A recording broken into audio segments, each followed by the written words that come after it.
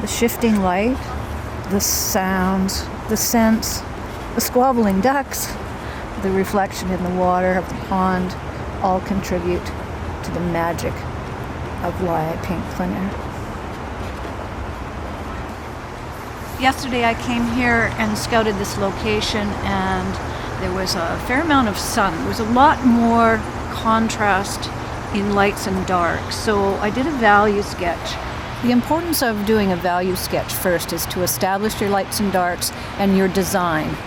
The sun moves so fast that if you're doing a value study and you've got 3 or 4 values, you really don't have the time before you lose the light to do that and to paint, so usually you want to scout a day ahead. Today's a little bit more muted because I'm waiting for the sun to come through the clouds. That just might not happen, but I don't want the fact that the day is overcast to ruin the design of my intention of the painting. So I will punch up the colors more so than what the clouds are allowing me to do today. So to begin my painting, I've just established a small line drawing, and then I'm going to lay in my darks first.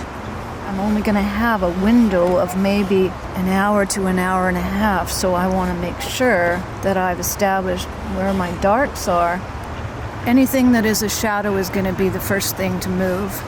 The house will stay the same, the light on the house will move, so I want to establish how light or dark from my value sketch, and that's why a value sketch is so very, very important. So I'm continuing to work on the big shapes.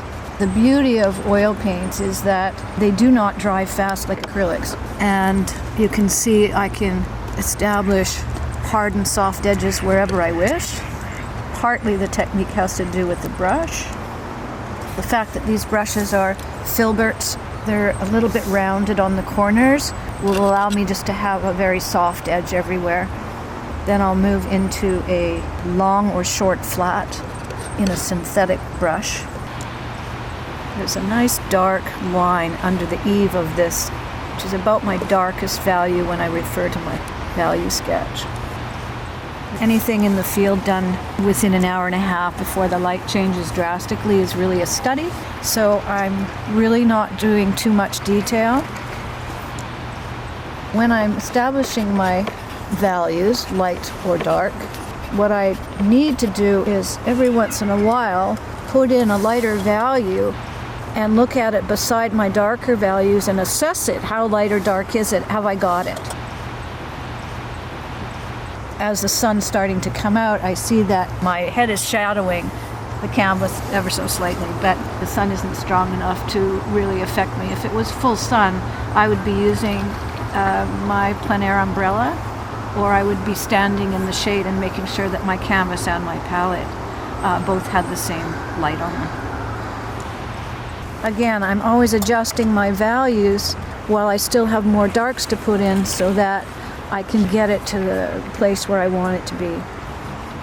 It's important to not get too precious, and it's important that the visual conversation between me and the canvas, ideally I'm the one that's in control, but you never know. Every once in a while it feels like a painting wants to get away on you. So if you're really careful about the size of brushes that you use, and to avoid using a smaller brush until it gets right down to pretty much near the end where you want to establish your detail, that's exactly what you want to do.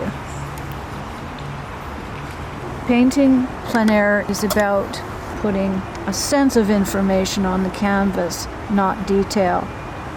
What that does is it allows the viewer to participate. If you render everything perfectly, you're really not inviting the viewer to be a part of the painting. When I troll around and I look for subjects and what to paint, I'm always looking for the magic, the elusive magic. What is it? What makes your heart stop and say, okay, I have to put this down, and convey a sense of magic just with a brush and a canvas?